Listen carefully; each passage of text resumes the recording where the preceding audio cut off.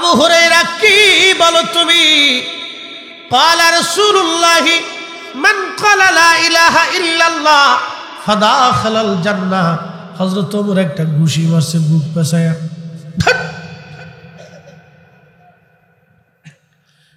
এক ঘুষি দিয়ে আবু হুরায়রাকে ফেলে দিলেন। মারার কারণ কি? কেঁদে কেঁদে আবু হুরায়রা চলে গেলেন নবীর দরবারে। ইয়া রাসূলুল্লাহ, ওমর আমারে মারছে। কেন ওমর তোমারে মারলো? হুজুর এই জন্য মারছে, আমি হাদিস বলছি, আপনি বলছেন ক্বালা লা ইলাহা ইল্লাল্লাহ ফাদাখালাল জান্নাহ। আমি কথা বলার কারণে ওমর আমারে মারছে। ওমর পিছন পিছন আসলো, আবার তুমি কি আমার আবু হুরায়রারে মারছো? বলে হ্যাঁ ইয়া রাসূলুল্লাহ, আমি মারছি। কি জন্য মারছো?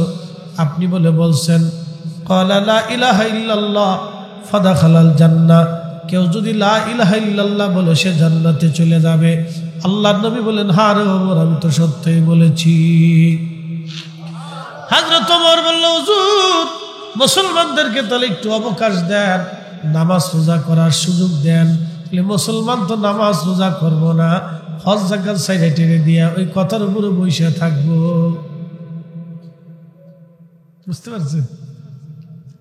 সর্বশেষে যেই বেটা জান্নাতে যায়, মানে যে ব্যক্তি ঈমান আনবে সে জান্নাতে যাবেই।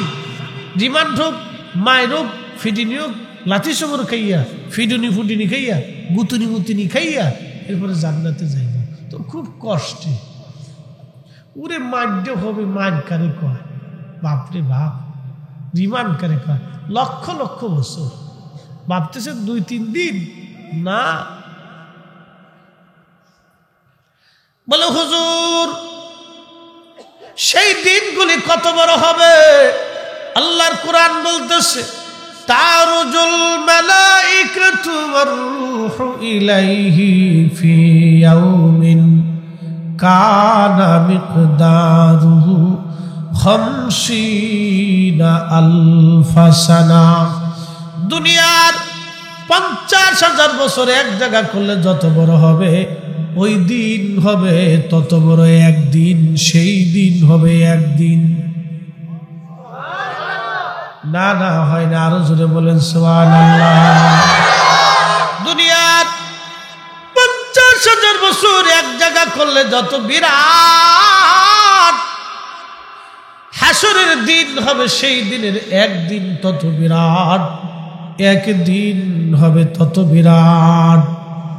সেই দিনের লক্ষ লক্ষ বছর জাহান্নামে জ্বলতে হবে। বুঝতেছেন রিমান্ড কত কঠিন। সবার শেষে জান্নাতে যে মুসলমান যাবে ওই মুসলমানকে আল্লাহ বলবে, ও বান্দা তোরে আমি আল্লাহর দয়ার কারণে মাফ করে দিলাম, যা তোরে জাহান্নাম থেকে বের করে আমি জান্নাত দিয়ে দিলাম।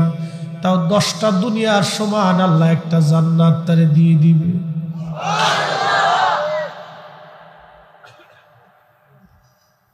তবে বান্দারে তোর যে জান্নাত দিলাম, তোর যত গুনাহ ছিল, তুই কেমন মিথ্যা বলছিলি বলে হা, জেনা করছিলি বলে হা, মানুষ ঠকাইছিলি বলে হা, নামাজ ছাড়ছিলি বলে হা, রোজা ছাড়ছিলি বলে হা, অকাম কুকাম করছিলি বলে হা, চুরি করছিলি বলে হা। বান্দা যা, যত চুরি যত অকাম কুকামের গুনাহ আছে সব তোরে আমি একবারে নেকিতে পরিণত করিয়া তোরে জান্নাত দিয়ে দিলাম। তখন বান্দা ডাক দেখাবে, আল্লাহ আমি যা আরো অকাম কুকাম করছিলাম হেলাকু, কথা বুঝেন নাই, আমি যা আরো গুনাহ করছিলাম এই গুনাহ কম, এটা দিয়ে আমরা নেকি আরো বেশি করে দিয়ে আমরা জান্নাত দেব। এই কথা শুনে আল্লাহ রাসূল হাসতেছে। দেখছো, আমার মন বলতেছে এই সিটার বাংলাদেশি, এই চালাক লোকটা বাংলাদেশি, খালি ফাঁক ফাঁক করে খুঁজবো, কোনো সিস্টেম আছে নাকি? কি জাতি আমরা জানেন? আমের ভিতরে ফরমালিন মেলে দিচ্ছে। ডিম তো ঠিকই মুরগায় পারে, কিন্তু হঠাৎ করে ডিমের দাম বেড়ে গেছে। মুরগায় কি হরতাল ডাক দিছিল? দাম বেড়ে গেল হঠাৎ করে। কি কঠিন অবস্থা! সাতাক থেকে বৌলার রাস্তা হবে, ঢাকা থেকে সিলেট পর্যন্ত রোড হবে, সিলেট থেকে ছাতক পর্যন্ত রাস্তা হবে। বাজার সরকার তো ঠিকই বাজেট করে দেয়, বাজেট কিন্তু রাষ্ট্র ঠিকই করে, কিন্তু এই রাষ্ট্র বাজেট করার পরে এই বাজেট নিজে রাস্তা বানাইতে আসিয়া খাইতে খাইতে কুত্তা বিলাই খাইতে খাইতে খাইতে খাইতে রডের বদলে বাঁশ মেরে দিছে। রাষ্ট্র তো ঠিক বাজেট করছে, রাষ্ট্র কিন্তু ঠকাই নাই, রাষ্ট্র পাবলিকরে ঠকাই না, কিন্তু আমরা বাঙালিরা ঠকাই, আমরা ঠকাই দিচ্ছি। খাবার দিলাম বিরিয়ানি, দিয়ে দিলাম বিষ, এমন মেডিসিন যে মেডিসিন খাওয়ার পরে ব্লাড ক্যান্সার হয়, কিডনি সমস্যা হয়, কি আপনার কি বলে ওই যে ব্যবসা সমস্যা হয়, লাঞ্চে পানি জমে যায়, বাবারে কত কঠিন কঠিন হার্টের সমস্যা হয়ে যায়, রক্তগুলি ঘন হয়ে যায়। বিরিয়ানি খাইতেছে মানুষ, এই ছাতক থেকে মুরগা নিয়ে ঢাকায় মুরগি নিয়ে যাবে, পোলট্রি মুরগি, এই মুরগি নিতে নিতে কিছু মুরগি মরে যায়, কিছু হোটেল আলা চিন্তা করলো মরা মুরগির দাম কম, মরা মুরগি নিয়ে বাস মুরগা রান্না করে পাবলিকরে খাওয়াই দিল। এই হারাম খাবার মুসলমান হোটেলওয়ালা চিন্তা করলেন, হারাম খাবারটা মরা মুরগি চালাই দিল, এই অল্প দামে কিনে অধিক মুনাফার জন্য, টাকার জন্য। এই লোকটা হালাল হারাম বাঁচল না বাবা, এরা মানুষ নামের জানোয়ার।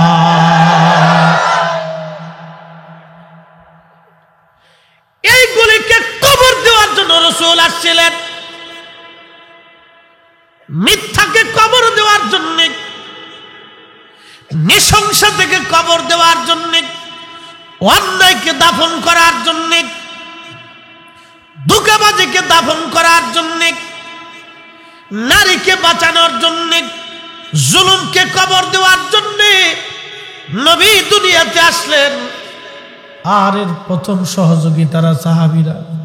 কালেমা পড়ল বটে, কত অত্যাচার তাদের সহ্য করা লাগছে, কত সাহাবীর জীবন চলে গেল। বেলালের ওয়াজ আপনারা শুনতে চাইলেন, এই হকের জন্য সর্বপ্রথম যে নারী জীবন দিল সে নারীর নাম হযরত সুমাইয়া রাদিয়াল্লাহু আনহা। তিনি একজন কৃতদাস ছিলেন। আবু জাহেলের লোকেরা ধরে নিয়ে আসলো, ধরে নিয়ে আসার পরে তার হাত পা গুলি বাঁধলো। কত নৃশংস পৈশাচিক বর্ষা হাতে নিয়ে আবু জেহেল হযরত সুমাইয়া রাদিয়াল্লাহু আনহার গুপ্তাঙ্গে বর্ষা মেরে মেরে মেরে মেরে নির্মম ভাবে তাকে হত্যা করেছিল। পৃথিবীতে এইরকম কোন নৃশংস হত্যা দুনিয়াতে হয় নাই যেটা আবু জেহেল করেছিল শুধু কালেমা পড়ার জন্য। তাদের দোষ কি, তাদের অন্যায় কি? অন্যায় কালেমা পড়ল, কালেমা পড়িয়া মিথ্যা ধ্বংস করার জন্য তারা রাজি হলো, হকের উপরে প্রতিষ্ঠিত থাকার জন্য রাজি হলো, ইনসাফ প্রতিষ্ঠিত করার জন্য তারা রাজি হলো, রাসূলের তরিকা আল্লাহর আইন নিজের জীবনে মানার জন্য তারা রাজি হয়ে গেল।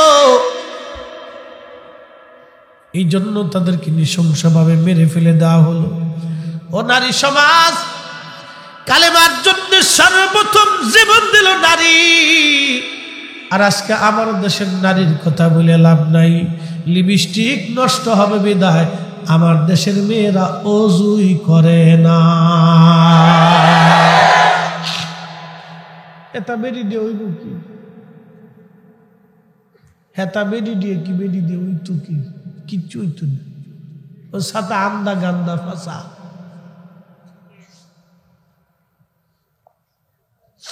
ও নারী থেকে কিচ্ছু আশা করা যায় না, মাকাল ফল। বাহিরে দেখতে খুব সুন্দর, ভিতরে বিড়ালের পায়খানার গন্ধ।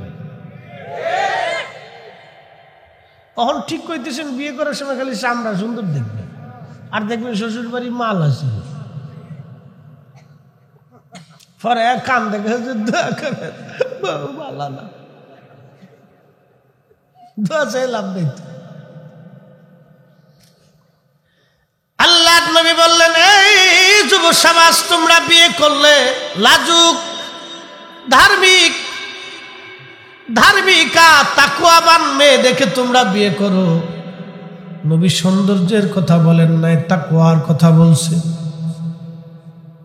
হযরত ওমর গভীর রাত হয়ে গেছে, মরুভূমি দিয়ে ঘুরে ঘুরে হযরত ওমর দেখতেন কে খায় আর কে খায় না। আর আমার দেশের নেতারা ওই যে নির্বাচন আসলে তখন শাশিরে জড়াই ধরে, ও শাশি তোমার তো মার মতো দেখা যাচ্ছে, কি বাম মারতেছে শাশি, খুব পান জড়াই ধরতেছি। আবার ওই ফানি ফুনি কাদা খুঁজে দিয়ে ধরছে, না কোনো অসুবিধা নাই, চলে যান কে দরজার সামনে 3 দিন দরজা খুলবেন। হ্যাঁ কথা বলেন না, রাজনীতি এটার জন্য না, রাজনীতি গরিবের জন্য, অধিকার বঞ্চিত মানুষের জন্য, কৃষকদের জন্য, হতদরিদ্রের জন্য, অভাবী মিসকিনদের জন্য, এটার জন্য হলো রাজনীতি। রাষ্ট্র আমাদের সবার, রাষ্ট্রের দায়িত্বে যারা থাকে তারা হলো রাষ্ট্রের গোলাম। কথা কন না কেন, তারা রাষ্ট্রের গোলাম। হযরত ওমর তিনি বলতেন, আল্লাহ আমাকে খলিফা বানিয়েছে, আমি রাষ্ট্রের গোলাম। আল্লাহ কেন এত বড় দায়িত্ব আমার মাথার উপরে দিল? একজন মানুষ যদি ক্ষুধার্ত থেকে রাত্রিবেলা না খেয়ে থাকে, আমি ওমর আল্লাহর দপ্তরে কিয়ামতের ময়দানে কি জবাব সেই দিন দিব? এটার নাম ইসলাম, এটার নাম ইসলাম। মধুপুরে গেছি আনারস কেনার জন্য, বললাম ভাইরে বাগান থেকে আনারস কেটে দাও, ঢাকার থেকে বাচ্চা কাচ্চারা খাওয়াইলে ফরমালিন একটু বিশুদ্ধটা খাওয়াই, হুজুর লাভ নেই। কারণ কি? ঢাকারটাও যা বাগানের দাওটা। কি হয়েছে? গাছের ভিতরে ফরমালিন মেরে দিছে। উরে বাঙালি, কি বাঙালির বাঙালি চিন্তা করতে পারছেন আপনি? কত শালা! এই জাতি নিয়ে সরকারও মহাবিপদে আছে। কি কথা কর না কেন? রাস্তা বানানোর জন্য ইট এনে তুইছে, সকালবেলা ওই কন্ট্রাক্টর এদের ইট 200 নাই, নিচে কেরা কুত্তায় লয়ে গেছে গা, তো লইল কে গা? যাদের জন্য রাস্তা বানাইতেছে এরা চুরি করে নিয়ে গেছে। শোনেন, আমরা আসলে ভালো হইতে পারি নাই, মূল হচ্ছে আমাদের মনস্তাত্ত্বিক সমস্যা। আমরা অধিক জনগণ এখনো মনস্তাত্ত্বিক ভাবে প্রবলেম, অনেক সমস্যা। হযরত ওমর ঘুরে ঘুরে দেখে কে খায় কে খায় না, কে ঘুমায় কে ঘুমায় না। এই শতকে সিলেটে কোটি কোটি টাকার মালিক আছে বাবা, মনে কিছু নিয়েন না। নবীর জীবনের একটা সুন্নত ছিল, সুন্নতের নাম আল্লাহর নবী উম্মতের বাড়ি খোঁজ নিয়ে তারপরে খাবার খাইতো। কোন উম্মতের বাড়ি খাবার নাই, নবী খোঁজ খবর রাখতো। এখন উম্মত টুপি মাথায় দিয়ে আসার নামাজ পড়ে চলে আসে, মনে করলো হক আদায় করছি। আল্লাহর নবী ডাক দিলেন, উম্মত রে, তুমি রাত্রিবেলা আসার নামাজ পড়ে খেয়ে ঘুমাও। তোমার গ্রামের কোন একজন মানুষ যদি ক্ষুধার্ত থেকে রাত্রিবেলা ঘুমায়, তোমার নাম মুমিনের কাতারে লেখা হবে না। একসাথে জোরে বলেন না মারহাবা। এটার নাম ইসলাম। কেউ খাবে কেউ খাবে না, তা হবে না, তা হবে না। কথা কন না কেন? এই সুন্নত উম্মত ভুলে গেছে, এই সুন্নতের কথা উম্মতের মনে নাই। খালি কয় মিষ্টি দাও, এটা সুন্নত। মিষ্টি দাও, এটা সুন্নত। খাওয়ার পরে কয় মিষ্টি আনছো তুমি চলি না চাচা, তুই কি জানিস না খাওয়ার পরে মিষ্টি খাওয়ার সুন্নত? খালি মিষ্টি তালাশ করে, কিন্তু গরিব মানুষের খোঁজ নেই না। নবীর উম্মত, আমার দেশে কারো টাকা যদি থাকে, কারো 80,000 কোটি, কারো 50,000 কোটি, কারো 10,000 কোটি, কিন্তু কারো 80 টাকাও নাই। কি কথা কর না কেন? যার আছে সে 80,000 কোটি টাকার মালিক, আর যার নাই তার 80 টাকা পকেটে নেই। একজন ইমামের বেতন কত? ইমাম দিয়ে দড়ি, পরে আসতেছি রিক্সাওয়ালারে পরে ধরো। হ্যাঁ জোরে কন।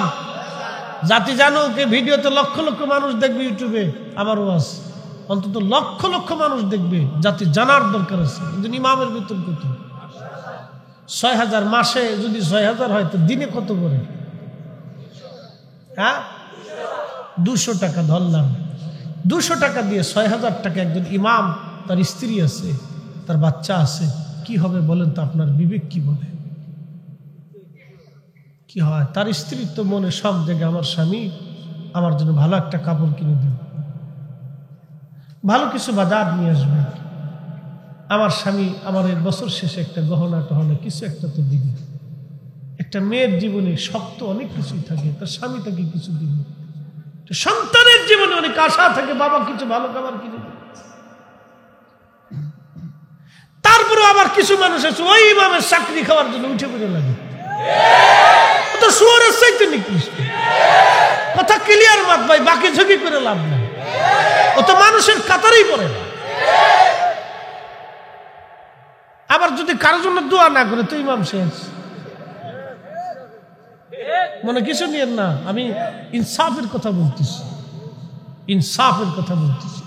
ইমামের চাকরি শেষ, দাঁড়া তুই আমার মার জন্য দোয়া করলি না, তুই কয়দিন আমার মসজিদে থাকতে পারস দেখাইতেছি। এই গুতাগুতি শুরু হয়ে গেছে। আহা, ধরেন চাকরিটা শেষ হয়ে গেল, ইমামের চলে গেল, মাসের বেতনটা দিয়ে দিলেন, বাকি 3 মাস তার মা আছে, বাবা আছে, স্ত্রী পুত্র কেউ নাই, মা বাবা তো আছে। মা তো আশায় থেকে ছেলেটা চাকরি করে হয়তো কিছু নিয়ে আসবে। 5,000 টাকা বেতন দিয়ে কি হয়? আমার দেশের বহু বাচ্চা কাচ্চার এই সারা মাসের খরচা 5,000, 10,000 টাকাও খরচা হয় না। অনেক বাচ্চা ফ্যামিলি আছে, 10-এর উপর খরচা হয়ে যায়। একটা বিড়ির দাম কত? সর্ব করে কিছু করার দরকার নাই, বিড়ি যারা খান তো খান, আমি তো আর শুনাই পারতাম না। একটা বিড়ির দাম কত? 5 টাকা। একজন মানুষ প্রত্যেক দিন বিড়ি খায় কয়টা?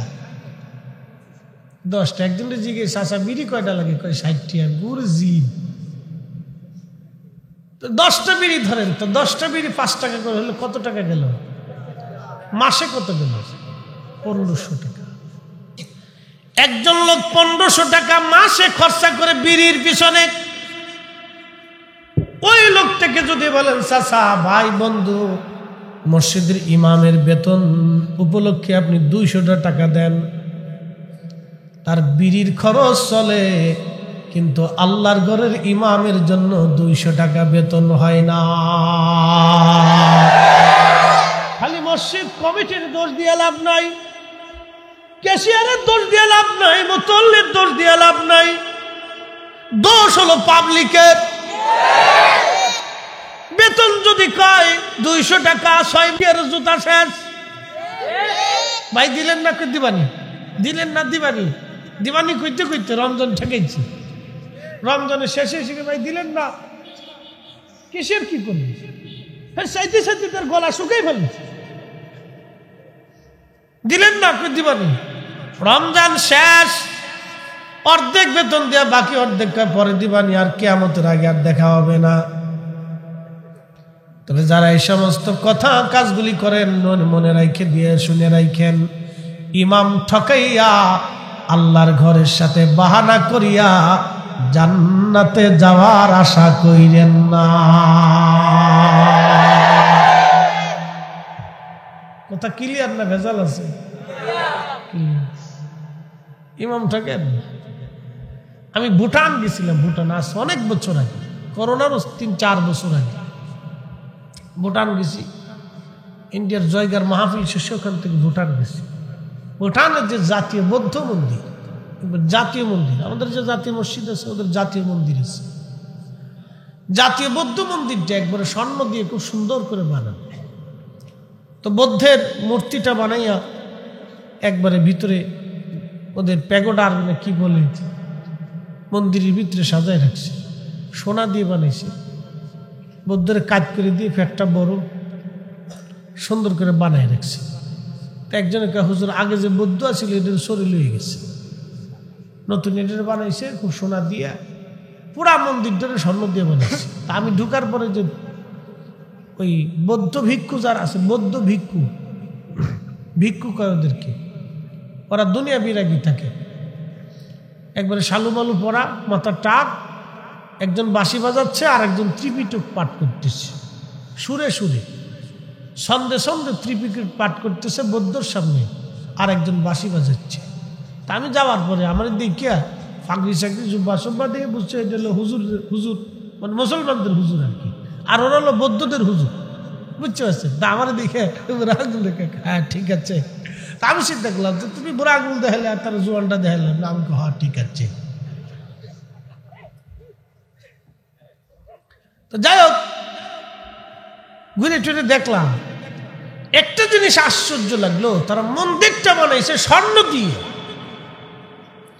আর আমরা মসজিদে টাকা দিতে গেলে সিরাটা তালাশ করি।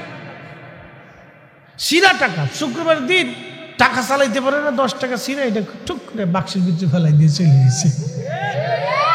উরে সিটার শয়তান আসে, উরে সিটার রে তোরা, তোরা আল্লাহর ঘরের সাথে ফাজলিমি করিস, তোরা আমার সাথে বড় সিটার। এটা আমরা মুসলিম। সাহাবীরা এই জন্য রক্ত দেয় নাই। আহা, বেলালের জীবনে শুনতে চাইছেন, শোনাচ্ছি। সাহাবীরা এই জন্য রক্ত দেয় নাই, তাদের আসন সর্বোচ্চ শিখরে। কারণ কি জানেন? তাদের বিশ্বাস ও ভালোবাসার মধ্যে কোনো খুঁত ছিল না,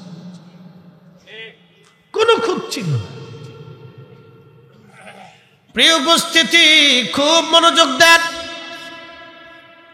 হযরত ওমর রাদিয়াল্লাহু আনহু তিনি ঘুরতে ঘুরতে চলে গেলেন রাতের আধার।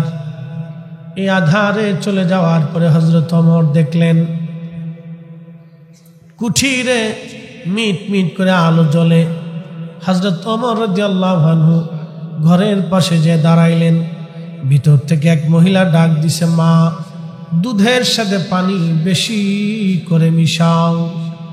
মেয়েটা ডাক দিয়ে বলল, মা রে, দুধের সাথে যদি পানি মিশায়, ওমরের গোয়েন্দা যদি জানে কালকে আমাদের বিচার হবে। আপনি তো জানেন ওমরের আইন বড় কড়া, সে কাউকে ছাড় দেবে না। মা ডেকে বলতেছে, মেয়ে, এত রাত ওমরের গোয়েন্দা কি করে জানবে যে তুমি দুধের সাথে পানি মিশাইছ? মেয়েটা ডাক দেখায়, মারে, ওমরের গোয়েন্দা যদি নাও জানে রে মা, আমার আল্লাহ তো জানে।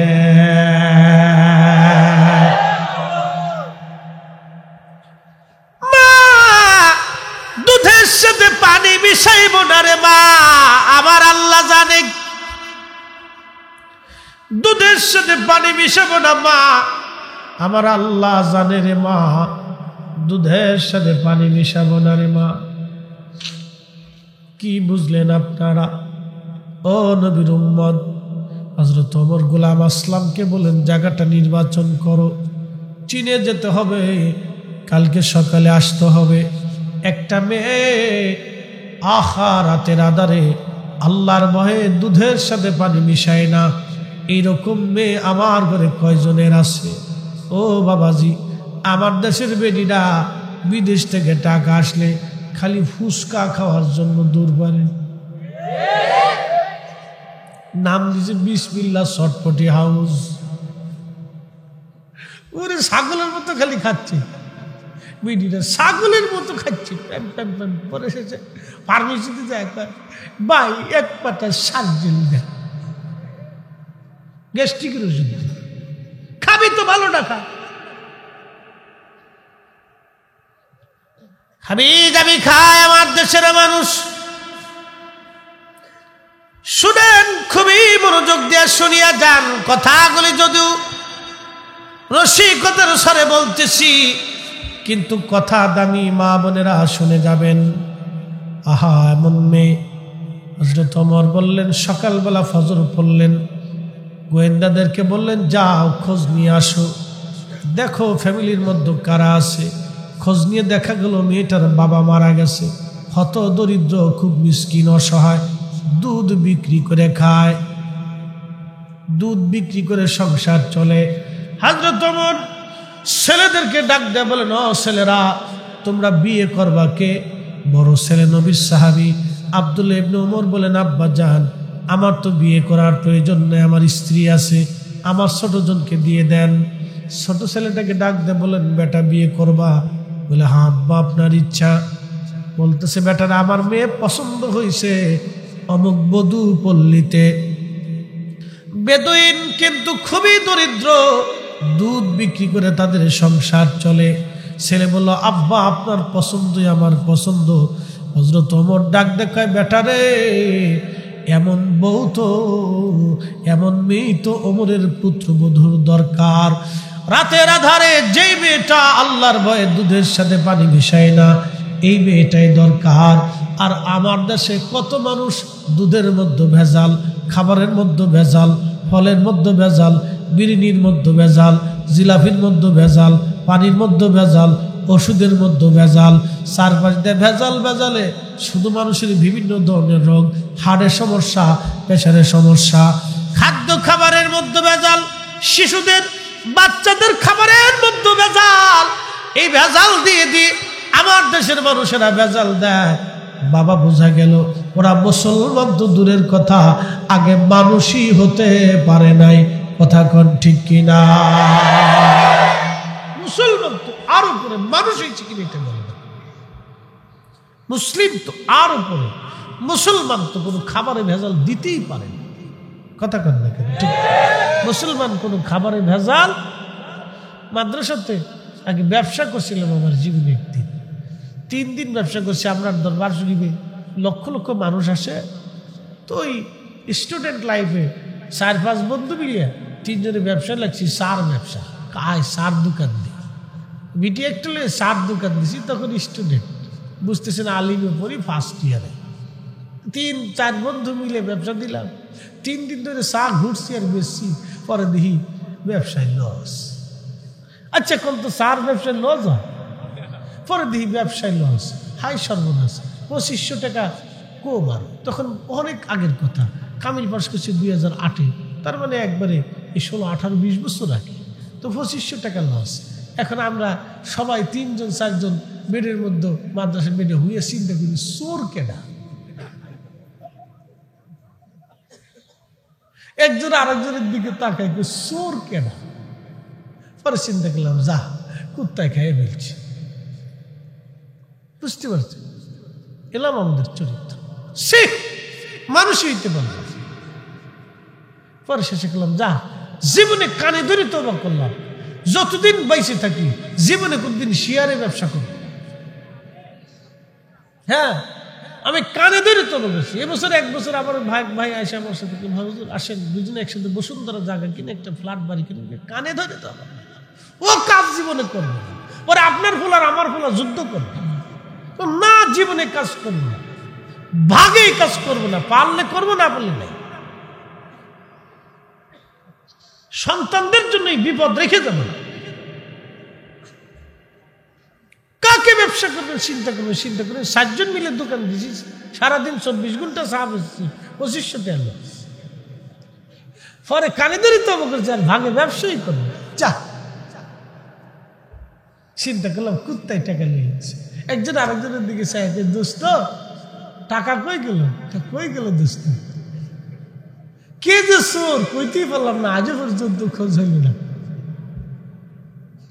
আল্লাহু আকবার, এটা আমরা দেশ। এই যে আমার ভাইরা ইউরোপে থাকে, লন্ডন আমেরিকাতে থাকে, ফ্রান্স, বিভিন্ন দেশে থাকে, কোনটা দেখো কোনটা জানে।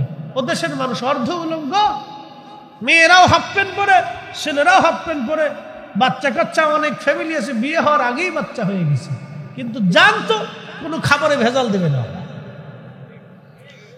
ঠিক আসতে বললেন কেন? কোন খাবারে ভেজাল নেই, কোন খাবারে ভেজাল নেই। ওদের আইন তো করা আইন। কোন উকিল 1 ভোটে কেটে এই সেই পুলিশ টুলিশ ওরা ঘুষ খায় না, দুর্নীতিগ্রস্ত না, খুব কম। 100-এ 10, আর আমাদের দেশে 100-এ 110%। হ্যাঁ, কি কথা কর না? আস্তর কোনাকে কিছু নাই কর না, কিন্তু বিড়ি দিয়ে যা, বিড়িটাও পর্যন্ত নিয়ে যা, দিয়ে যা, চলতেছি। আল্লাহু আকবার। হসপিটালে যাবেন রোগী নিয়ে, অবস্থা কি জানেন? 500 টাকা দেন, ভালো সিট ব্যবস্থা করে দিচ্ছি, রুগী মরে যেতেছে। কি কথা কর না, টাকা দেন, ব্যবস্থা করে দিতেছি। এগুলি চলতেছে। আফসোস এই উম্মতের জন্য। আমরা মুসলিম সর্বশ্রেষ্ঠ জাতি। কোরআন বলতেছে খায়রা উম্মাতিন উখরিজাত লিন্নাস কুনতুম খায়রা উম্মাহ, তোমরা সর্বশ্রেষ্ঠ জাতি, সর্বোত্তম জাতি, তোমাদেরকে পৃথিবীতে পাঠিয়েছি।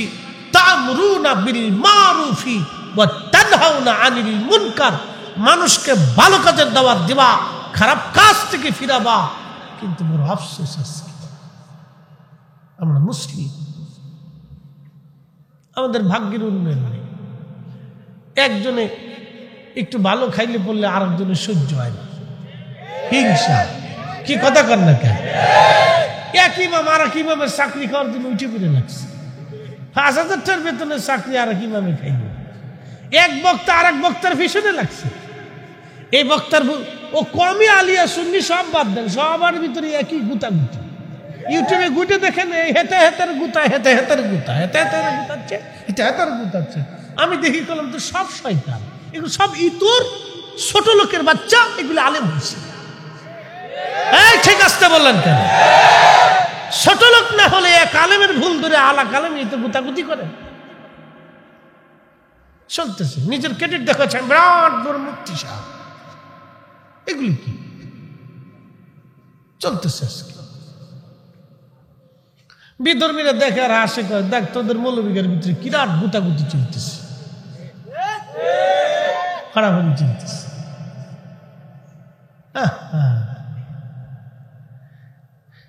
আফসোস, দুঃখের সাথে কথাগুলি বলতেছে। এক সিনজেল আর এক সিনজেলের দিকতারে, এক দোকানদার আর এক দোকানদারের দিকতারে না। কি কথা কর না কেন? সমস্যা খালি হুজুরকার ভিতরে না, ওখানেও আছে। এক রাজনীতিবিদ আর এক রাজনীতিবিদ দেখতে না, কারণটা কি? প্রবলেম, ভেজাল ভেজাল ভেজাল। নবীর উম্মত আসেন। হযরতে ওমরের কথা বলছিলাম, শেষ দিয়ে বেলালের দিকে চলে যাই, কারণ বেলাল রাদিয়াল্লাহু আনহুর ওয়াজটা আমি নীতি দীর্ঘ করব না, সামান্য। এই যে মেরাজ, সাহাবীদের দাম এত কেন হলো দেখেন। নবীজি মেরাজে রওনা করলেন, বাইতুল আকসা থেকে, বাইতুল্লাহ থেকে বাইতুল আকসার দিকে রওনা করলেন। সুবহানাল্লাযী আসরা বিআবদিহি লাইলাম মিনাল মাসজিদিল হারামি ইলাল মাসজিদিল আকসা।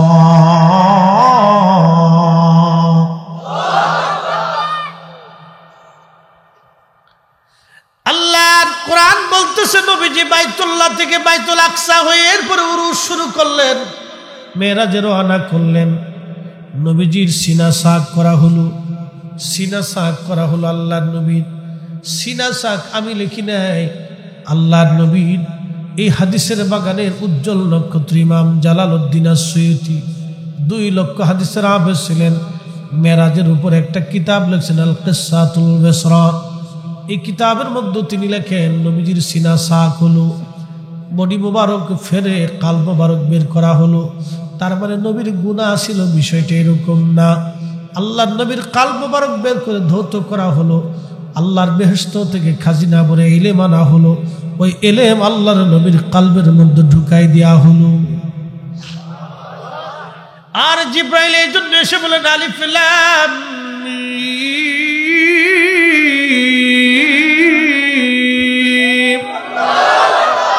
জিব্রাইল এসে সংবাদ দেওয়ার সঙ্গে সঙ্গে নবী জেনে গেলেন, অথচ বললেন আল্লাহ, শুনলেন নবী জেনে গেলেন আল্লাহ কি বলছে। পৃথিবীর আর কেউ জানলো না, কারণ কি জান্নাত থেকে আল্লাহ তার নবীর কালবের মধ্যে ইলম দিয়ে দিলেন। এমন কিছু গোপন ইলম ছিল যেটা জিব্রাইল জানতো না, আল্লাহ এবং নবী সরাসরি জানতো। যারা বলেন জিবরাইল সালাম নবী কইতে পারতো না, এটা ডাহা মিথ্যা কথা। ঠিক আছে বলেন তো, জোরে বলেন। যেই বেটা কয় জিবরাইল সালাম নবী কিচ্ছু বলতে পারতো না, এটা ডাহা মিথ্যা। এমনও কিছু জিবরাইল নিজেও জানতো না, যেটা আল্লাহ এবং নবী জানতেন। আল্লাহ তার নবীর কাছে পাঠাইতেন। একটা ওহী ছিল সরাসরি আল্লাহ তার নবীর কাছে পাঠাই দিতেন। জিবরাইল জানতো না কোরআনের দুইটা দিক, একটা দিকের নাম জাহের আর একটা দিকের নাম বাতেন। এই জাহের বাতেন কোরআনের অংশ আল্লাহ, রাসূল এবং আল্লাহ জানতেন। আল্লাহ আমাদের সঠিক বুঝার তৌফিক দিক, সকলে বলেন আমিন। মেরাজের ওয়াজ করতে গেলে অনেক লম্বা হয়ে যাবে, আমি মেরাজের ওয়াজে যাব না। নবীজি ওইখান থেকে রওনা দিয়ে বাইতুল আকসায় চলে গেলেন। আখাজি বাইতুল আকসায় এখন যুদ্ধ হয়, ওই বাইতুল আকসায় নবীজি উপস্থিত। ১.৫ লক্ষ নবীরা আসছে আল্লাহর নবীর পিছনে নামাজ পড়ার জন্য। ১.৫ লক্ষ নবী বাইতুল আকসায় দাঁড়ায় গেল। জিবরাইল ডাক দেখে, ইয়া রাসূলুল্লাহ, আর দেরি কেন? একামত হয়ে গেছে, আপনি নামাজে চলে যান। আপনার ইমামতিতে 2 রাকাত নামাজ আজকে হবে। একটা কথা মনে রাখবেন, নবীজি 2 রাকাত নামাজ পড়াইলেন। সব নবীরা পিছনে, আমাদের নবী সামনে। এই জন্য আমাদের নবীর খেতাব হলো ইমামুল মুরসালিন, ইমামুল মুরসালিন।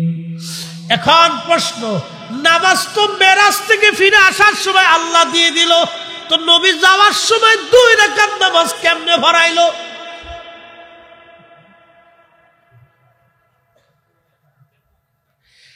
মেরাজ থেকে আসার সময় আল্লাহ নামাজ নবীরে দিল, এরপরে জিবরাইল এসে দেখায় দিত কেমনে কেমনে নামাজ পড়া লাগবে। কিন্তু নবী মেরাজে যাওয়ার সময় তো নবীজি নামাজ পড়াই দিয়ে গেল 2 রাকাত। ওই নামাজ নবীর কে শিখাইলো? এটার নাম গোপনীয় ইলম। সরাসরি আল্লাহ নবীরে শিখাইতো। একবার জোরে বলা যাবে কি মারহাবা? আবার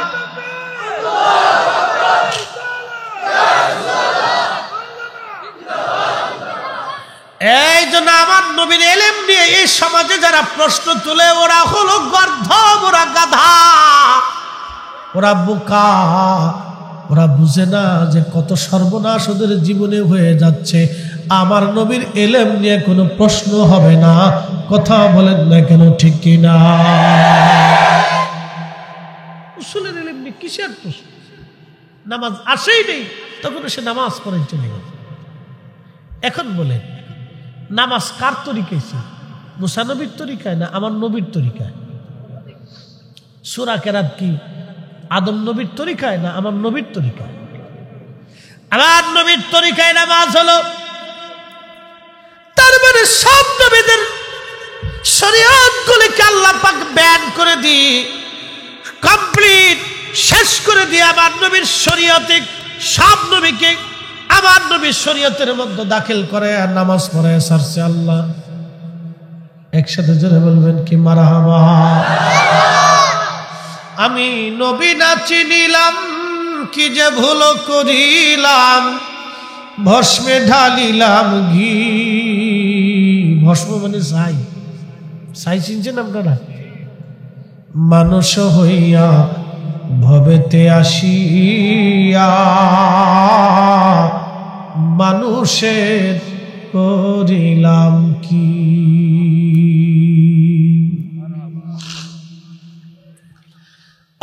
শতকের বউলার মুসলমান,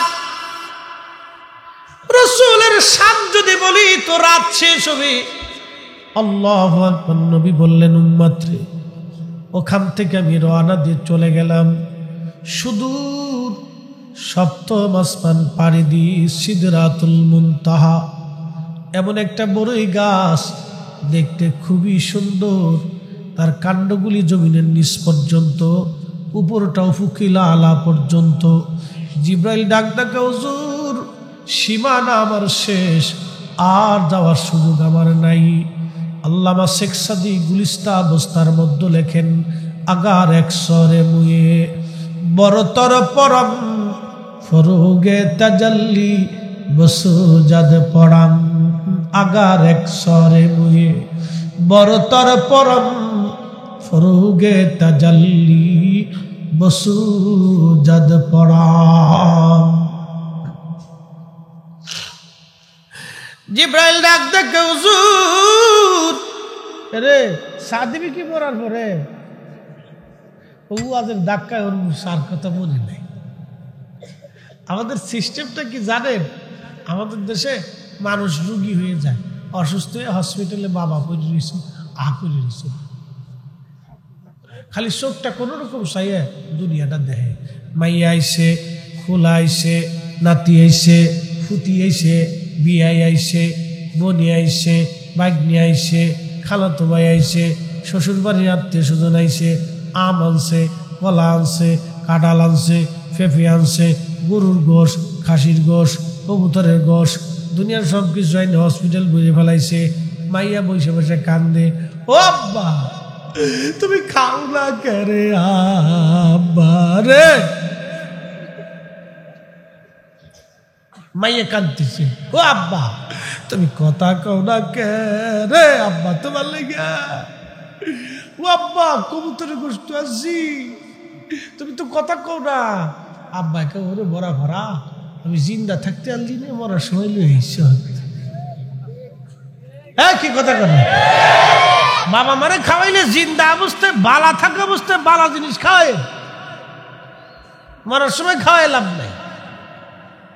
বাপ মা থাকলে জিন্দা অবস্থায় ভালো জিনিস আইনে খাওয়ায়, আব্বা খাও কি খাইতে মন চায় কও। আর জায়গা নাই ভিতরে বুঝতেই কষ্ট হইতে যুগ, তাও একজনে ঠ্যাগ নিচে করে রাখছে, একটা নিচে করে রাখছে। সাপতে যদি কই তোকে জান শেষ হয়ে যাবে, যেমনি আছে এমনি থাক, শোনো কি ভালো না কি কয়। যারা দাঁড়ায় শুনতেছে দাঁড়ায় শোনার একটা মজা আছে, ওটার একটা নেকি আছে। একসাথে করেন আল্লাহু আকবার। এসে একটু খাইলে আপনারা একটু দুরূদ শরীফ পড়েন, আল্লাহুম্মা সাল্লি আলা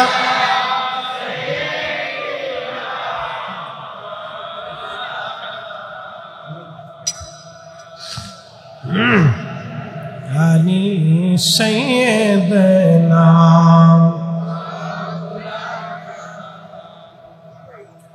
চার রঙের মশলা দিয়া যে কইরাছে তোর গঠন, চার রঙের মশলা দিয়া আগুন পানি মাটি বাতাস একই যোগে করিয়া প্রকাশ। আগুন পানি মাটি বাতাস একই যোগে করিয়া প্রকাশ। দেখলি না তুই কইরা তালাশ, ওরে দেখলি না তুই কইরা তালাশ। কোন জায়গা সে মহাজন, চার রঙের মশলা দিয়া, চার রঙের মশলা দিয়া যে কইরাছে তোর গঠন, চার রঙের মশলা দিয়া।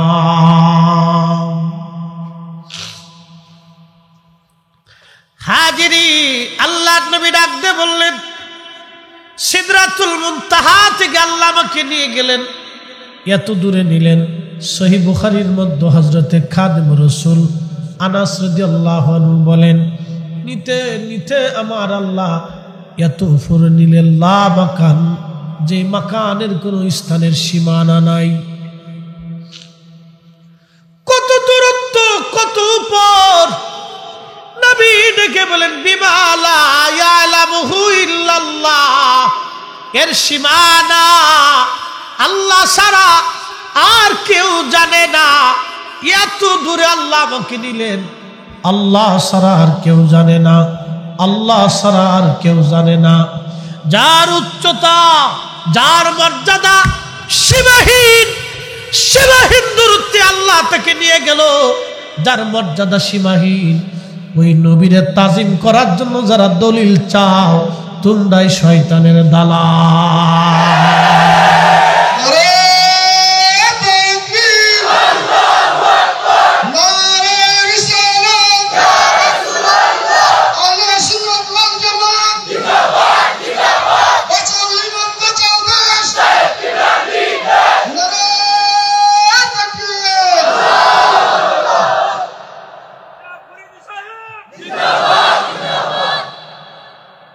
যে মাকানের কোনো ঠিকানাই নেই,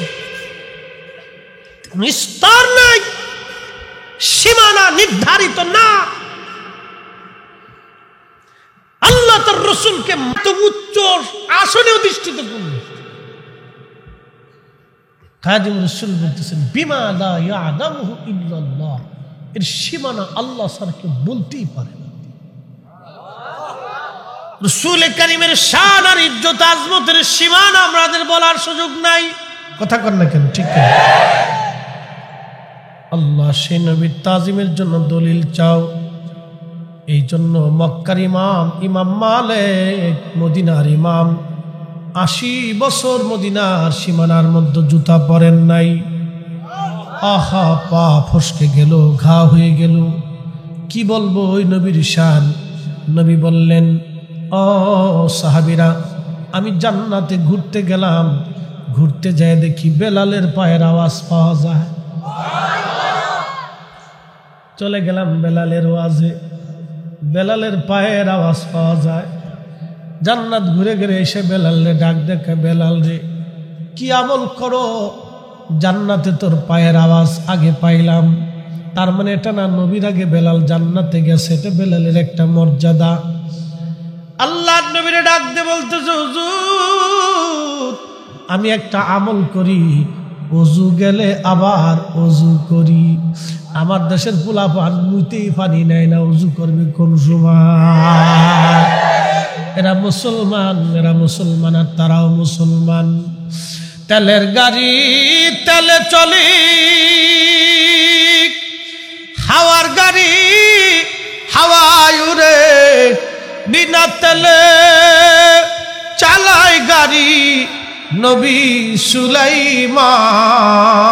আমরা সেই মুসলমান, আমরা সেই মুসলমান। হুজুর ওযু গেলে আবার ওযু করি, 2 রাকাত নামাজ পড়ি। আহাই, লোকটা কালেমা পড়লেন, কৃতদাস ছিলেন, একেবারে নিগ্র কালো। বর্তমান ওই কেনিয়া, এরপরে ইথিওপিয়া, ঘানা, এই অঞ্চলের মানুষদেরকে আগে হাফসি বলা হতো। খুবই কালো এবং নিগ্র, এত কালোর কালো, তাদের দেখবেন রোদের মধ্যে গেলেও কালোর উপরে জিল দেয়। কথা ঠিক কিনা? যারা ফুটবল খেলোয়াড় আছে এবং ক্রিকেটার আছে দেখবেন কালো তো কালোই, তারপরে জিল দেয়। কিন্তু অন্তরটা এতই ভালো বেলালের। নবী দেখে কালেমা পড়লেন, কৃতদাস। ওই সমাজে কৃতদাসের কোনো মূল্য ছিল না। আহা, গরু গাধার মতো তাদেরকে খাটানো হতো, ব্যবহার করা হতো। কত কঠিন জীবন বেলালের এসে গেল। মনিব উমাইয়া ইহুদি তাকে এমন পরিমাণে অত্যাচার শুরু করলো। আহা, দিনের পর দিন, মাসের পর মাস বেলালকে মেরেও ফেলে দেয় না, জীবন্ত রাখে না। কঠিন অত্যাচারে গলার মধ্যে রশি বেঁধে বেঁধে মক্কার অলি গলি দিয়ে টানা হতো। ছিঁড়ে যেত চামড়াগুলি। আহা, ওষুধ দিতে দিত না, কোনো ওষুধ তারে খাওয়াইতো না। ব্যথা যন্ত্রণায় কত রজনী বেলালের নির্ঘুম কেটেছে, তার হিসাব বলা মুশকিল। শুনলে জীবনী শরীর আপনার শিহরে উঠবে। একজন সাহাবী কালেমার জন্য কত কষ্ট করলেন, ইমানের জন্য কি মাইরটাই না খাইলেন। নিয়ে যাওয়া হতো মরুভূমির মধ্যে, হাত পাগুলি চরমভাবে বেঁধে বেলাল রাদিয়াল্লাহু আনহুকে মরুভূমির মধ্যে বাঁধিয়া বাঁধিয়া পিঠের উপরে বুকের উপরে মস্ত বড় পাথর চাপা দিয়ে হযরত বেলাল রাদিয়াল্লাহু আনহুকে রেখে আসা হতো। লু হাওয়া গরমে ওই বালুগুলি ছুটে ছুটে বাতাসে এসে শরীরের মধ্যে পরে পরে ফুসকা হয়ে ঘা হয়ে ঝরত। ওই ঘায়ের মধ্যে চাবুকের পিটুনি মারা হতো, ফিনকি মেরে মেরে রক্ত পড়ত। কত রজনী বেলাল রাদিয়াল্লাহু আনহু ব্যথায় ঘুমাইতে পারে না, কতদিন অজ্ঞান হয়ে পড়ে থাকতো। হুশ ফিরে আসার পরে একটা আওয়াজ আসতো, আহাদ আহাদ আহাদ, আল্লাহ এক, আল্লাহ এক, আল্লাহ এক। বেলালের মতো আশিক যদি আমরা হইতাম,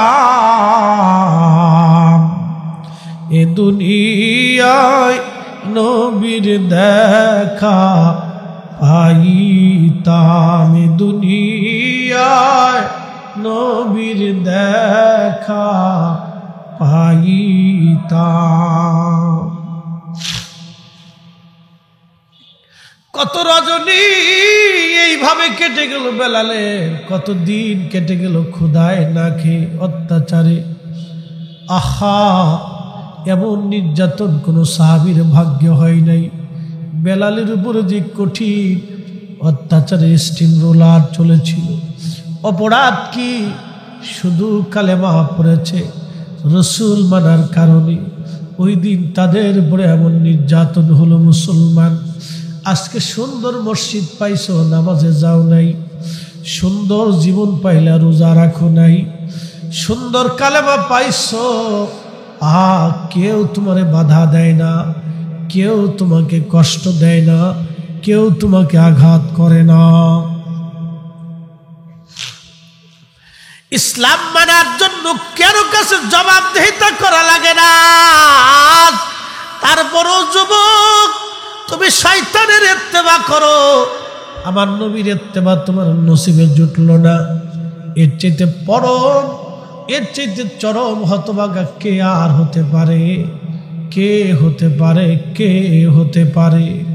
হযরতে বেলাল রাদিয়াল্লাহু আনহুর অত্যাচার এইভাবে বাড়তেই লাগলো।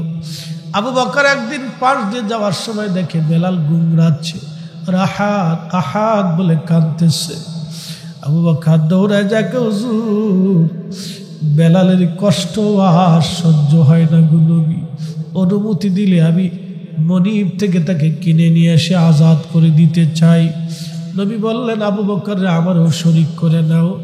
আবু বকর দৌড়ায় যাইয়া সেই দিন 40,000 দিরহামের মতো অর্থ দিয়ে বেলালকে কিনে নিয়ে আসলেন, মুক্ত করে দিলেন। মুক্তির বাতাসে বেলাল হিজরত করে নবী মদিনায়, বেলাল মদিনায়। আজান এসে গেল, মসজিদে নববী বানানো হলো। নতুন মসজিদের মুয়াজ্জিন আজ কি হবে? ইমাম নবী, সাহাবীরা মুসল্লি।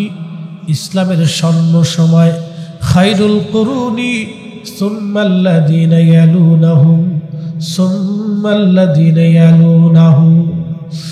নবী বললেন, আমার জমানা উত্তম, আমার সাহাবীদের জমানা উত্তম। কত সুন্দর সময়ে বেলাল মুয়াজ্জিন হলো। নবীজি ডাক দিয়ে বলেন, সাহাবীরা রে, আজকে থেকে আমার বেলাল, এই মসজিদের আজান আমার বেলাল আজকে থেকে দিবে। ও বৌলাবাসী, সাতকের মুসলমান, খুবই মনোযোগ দিয়ে শুনিয়া যান। বেলালের মুয়াজ্জিনের এই চাকরিটা বেতন সারা চাকরি। এই চাকরিটা আমার নবী বেলালরে দিলেন সুন্দর লাহানের জন্য না, এমনটা না যে বেলালের লাহান হযরতে দাউদ নবীর মতো ছিল, বিষয়টা এরকম না। অর্থ আর বিরাট বড় ডিগ্রির জন্য বেলালের মুয়াজ্জিন হয় নাই। নবীর ইমামতিতে নবীর মসজিদের মুয়াজ্জিন কার নসিবে হতে পারে? আশিক রাসূল বেলালকে নবী মুয়াজ্জিন বানাইলেন। এই জন্য একটা কথা মনে রাখবেন, বিরাট বড় মুফতি সাহেব হইলেই নবীর কদমে জাগা হবে না। আসতে বললেন কেন, জোরে বলেন। বিরাট বড় চ্যান্সেলর শাইখুল হাদিস হলেও রসুলের কদমে জাগা হবে না। আল্লাহ রসুলের কদমে তার জায়গা হয়ে যাবে যার দিল নবীর জন্য কাঁদে, নবীর প্রেমে গোলামির জন্য যার দিল রুজু থাকে। এই দিলওয়ালা মুসলমান নবীর কদমে তার জায়গা হইয়া যাবে। কথা কন না কেন, ঠিক কিনা?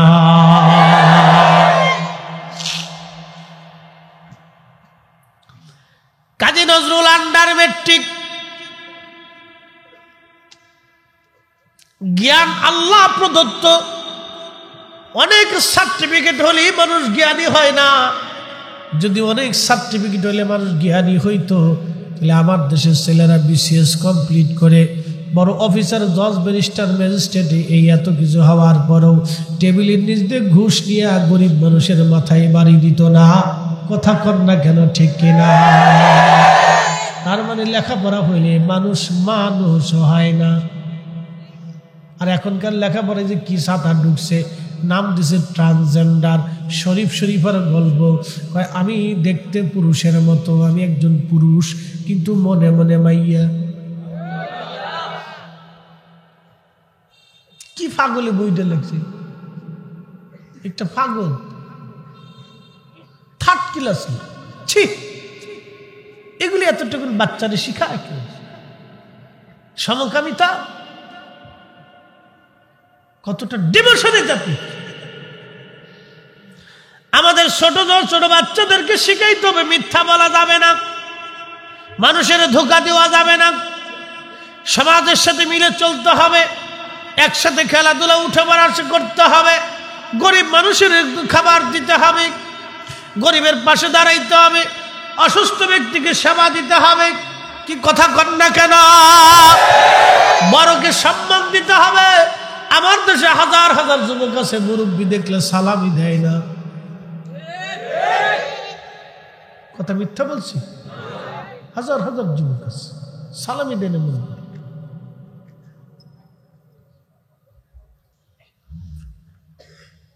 যে দেশে এত ডিমোশন ইয়াং জেনারেশনের ভিতরে, আজকে যদি ছাত্রকে স্টেডিয়াম বা কলেজ মাঠে যদি কোন নর্তকী এনে নাচানো যায়, তো দেখতে না হাজার হাজার যুবক।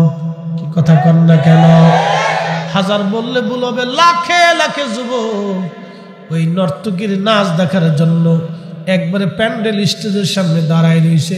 বেডিরাও সেরিরাও লাগে আছে, ফুরি ফুরি, আপনাদের সিঁড়িটিকে ফুরি ফুরিরাও আছে।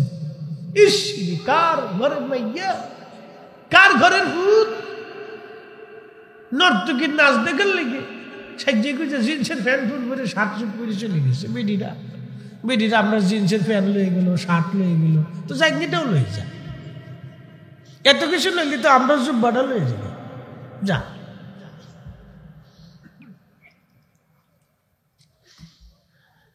বাংলার মুসলমান, কষ্ট হচ্ছে আপনাদের?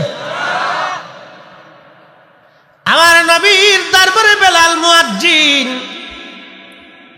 বেলাল রাদিয়াল্লাহু আনহু মুয়াজ্জিন হলেন।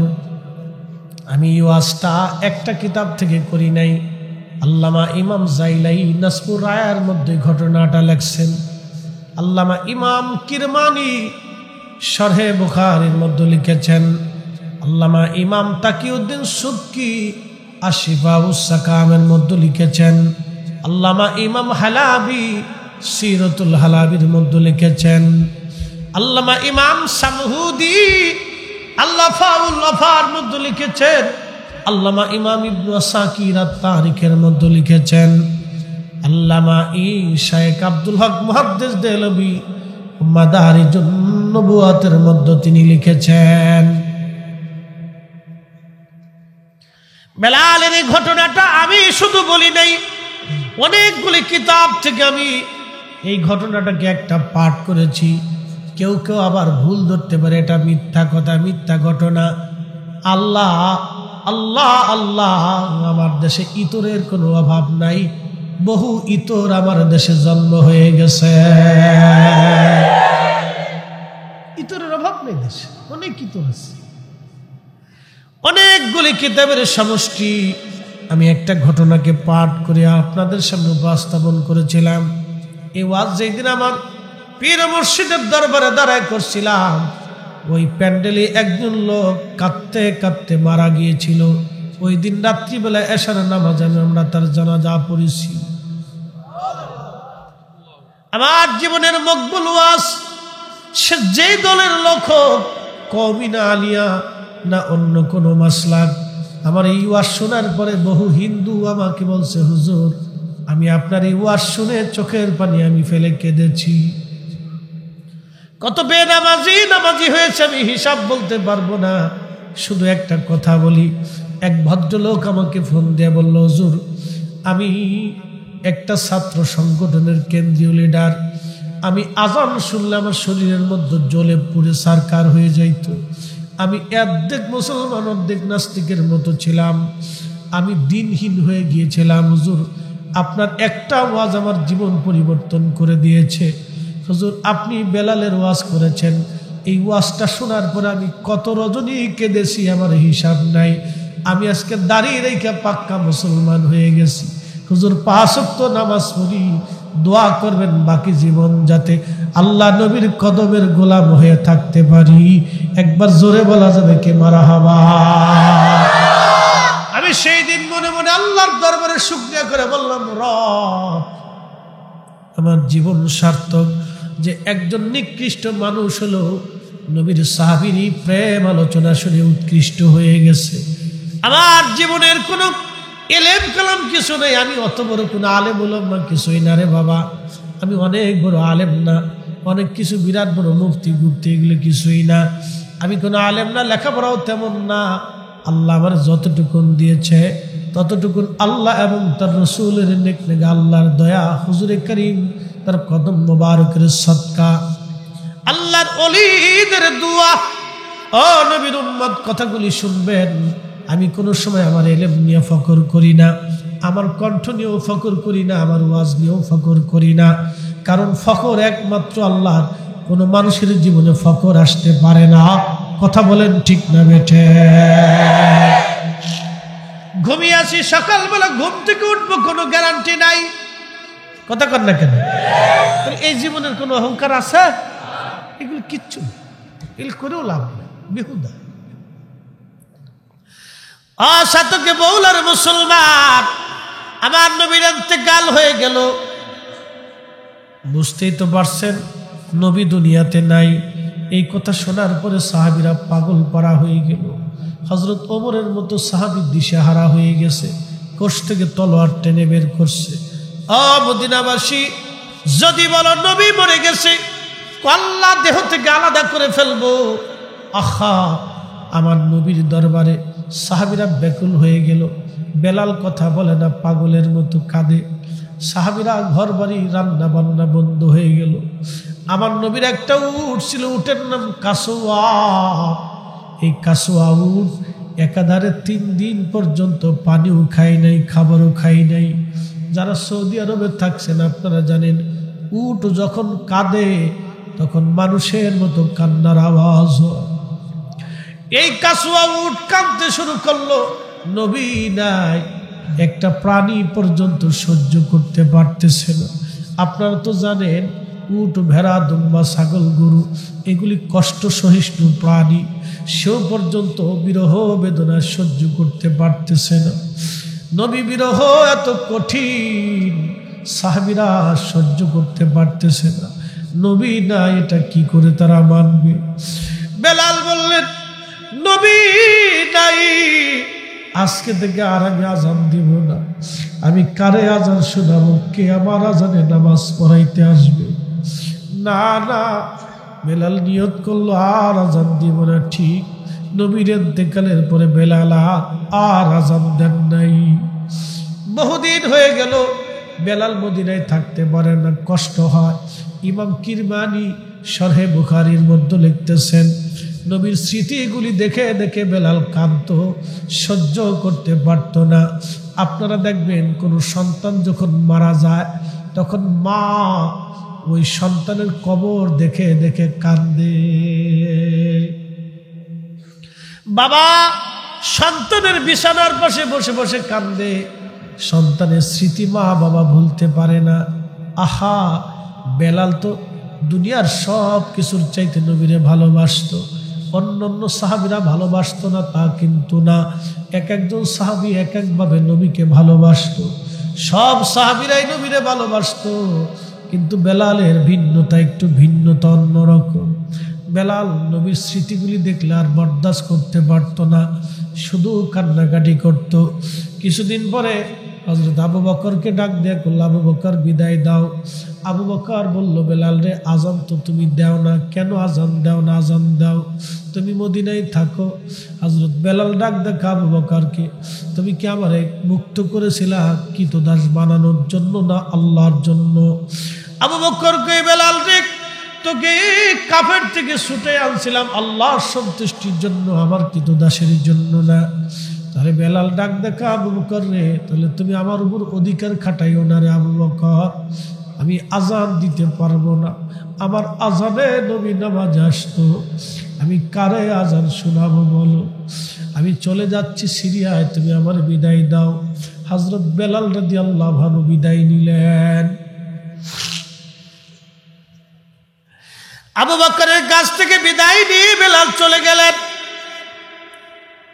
আবু বকরের কাছ থেকে বিদায় নিয়ে বেলাল চলে গেলেন সিরিয়া। ইমাম জাইলাই নাসবুর রায়ার মধ্যে ঘটনা লেখছেন, আবু বকরের কাছ থেকে বিদায় নিয়ে চলে গেলেন। আল্লাহ চলে যাওয়ার পরে আবু বকর সিদ্দিক রাদিয়াল্লাহু আনহু যখন চলে গেল, বেলাল বহুদিন পার হওয়ার পরে একদিন সিরিয়ার দামেস্কে বেলাল ঘুমিয়ে আছেন।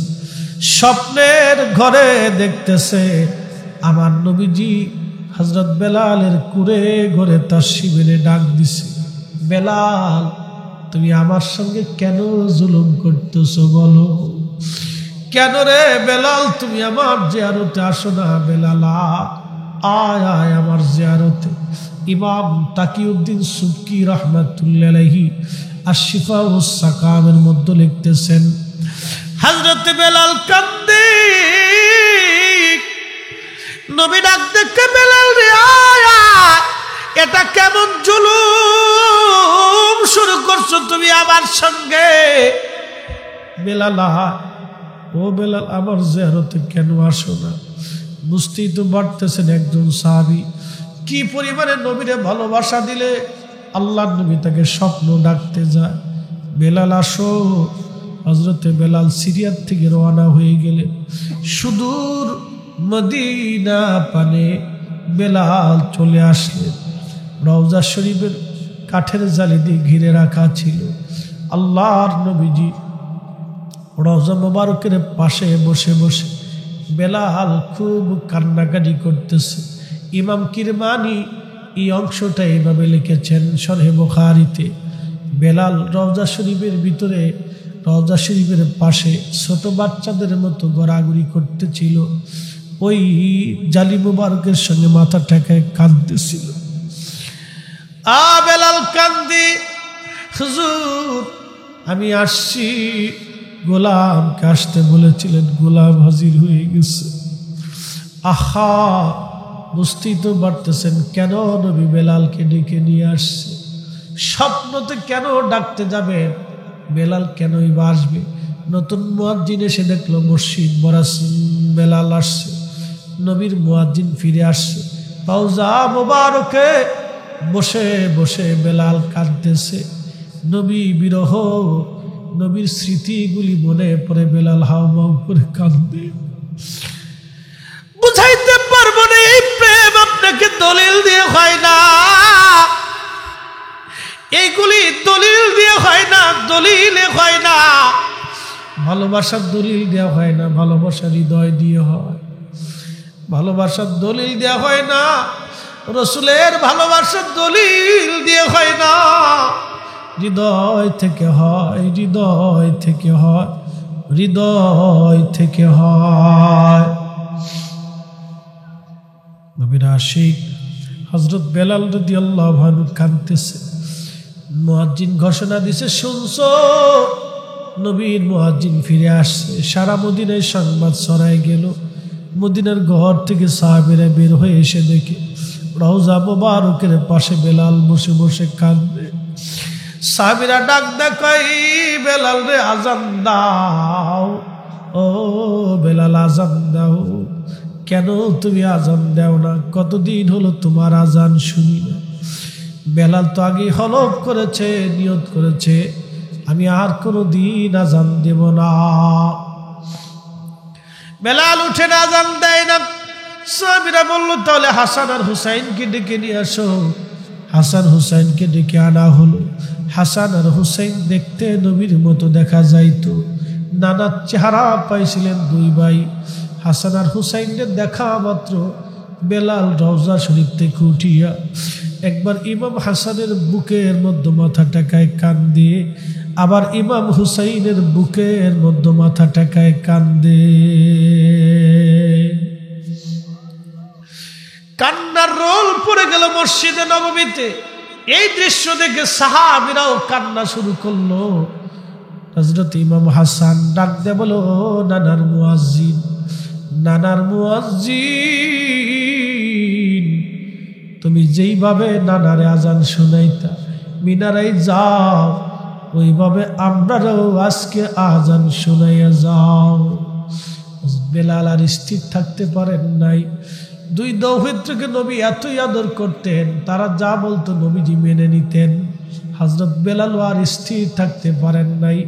রসুলের দৌহিত্র বলেছেন, আর বসে থাকতে পারেন নাই, দৌড়াই গেলেন সেই ঘরের ছাদের উপরে, যেই মহিলার ছাদের উপরে দাঁড়াইয়া বেলাল আজান দিতেন।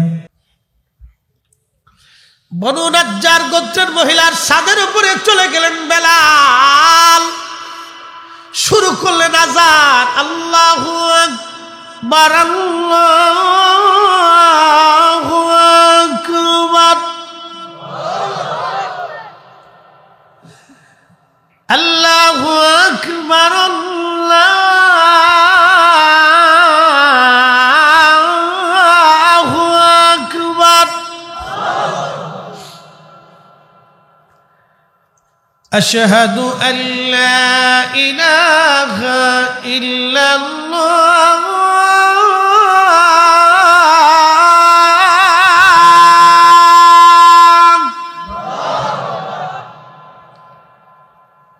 আশহাদু আল্লা ইলাহা ইল্লাল্লাহ।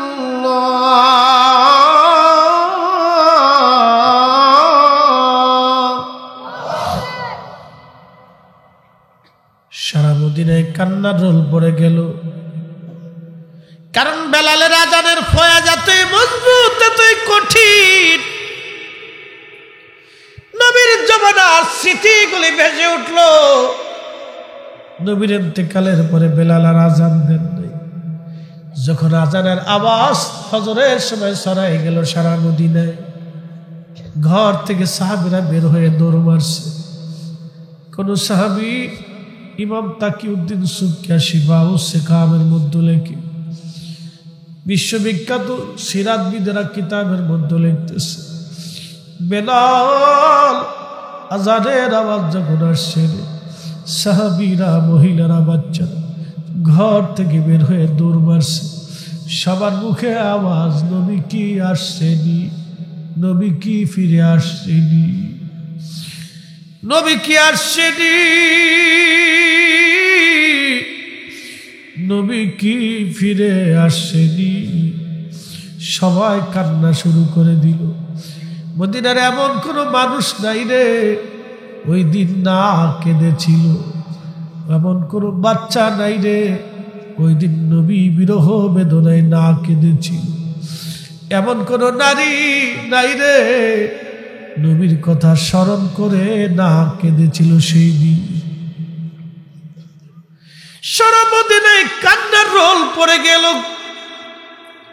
বেলালের আজানে এতই ফয়ুজ হচ্ছিল বেলালের আজানে, ঘর থেকে নারী পুরুষ বৃদ্ধ সবাই বের হয়ে দৌড়াইয়া মসজিদে নববীর দিকে আসতেছিল। আহা, তখন বেলাল আযান দিলেন, আশহাদু আন্না মুহাম্মাদার রাসূলুল্লাহ।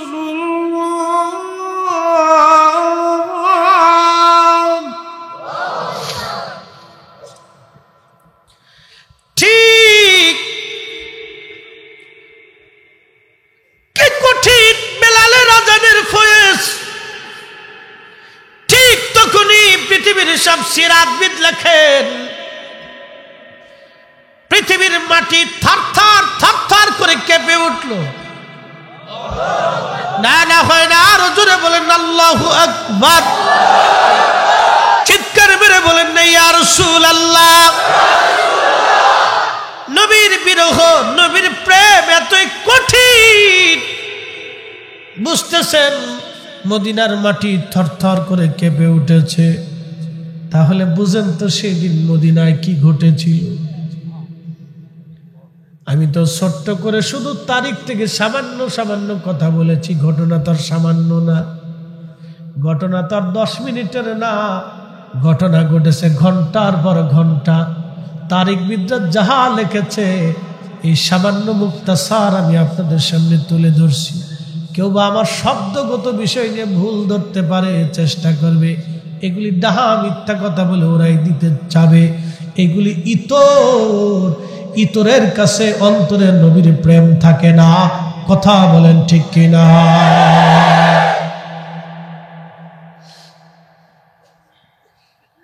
হাজিরিন, বুঝতে পারতেছেন সেদিন কি আশিকদের মিলন মেলা ছিল। পৃথিবীর মাটি থরথর থরথর করে কেঁপে উঠছে। তাহলে সাহাবীদের কলিজায় কেমন লেগেছিল? আল্লাহু আকবার। বেলাল অজ্ঞান হয়ে পড়ে গেলেন, আর আযান দিতে পারেন নাই তিনি।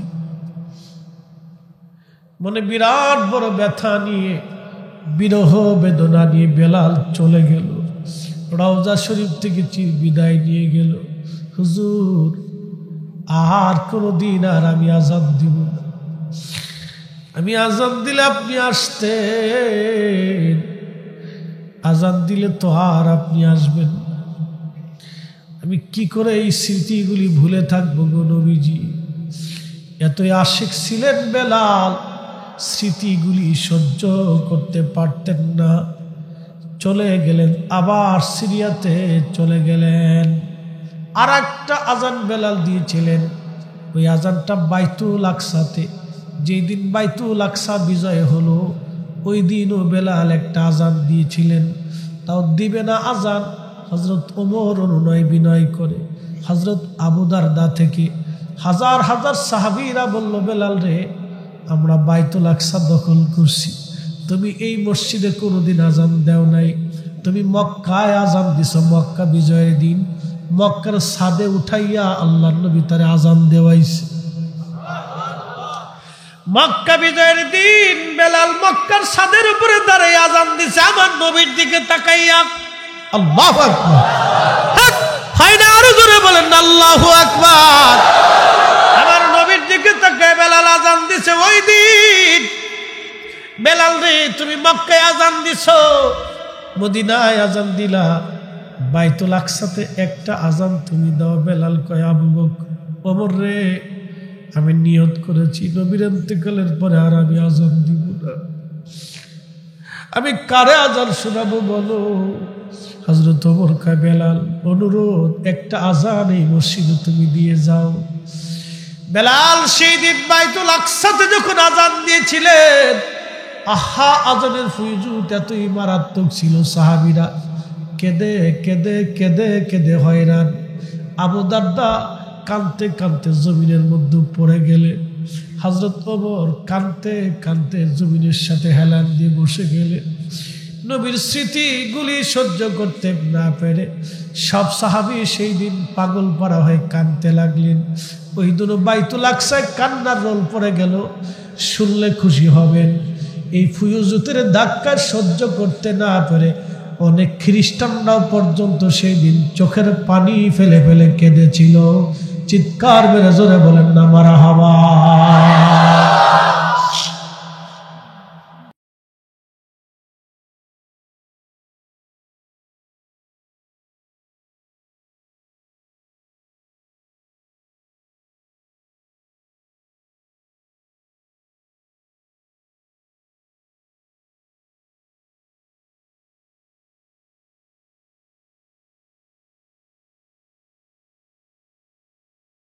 বোঝে না, প্রেম তারে বোঝানো যায় না। কবি লিখেছেন অমূল্য অতুল্য এই প্রেম কয়জনে জানে, অমূল্য অতুল্য এই প্রেম কয়জনে জানে।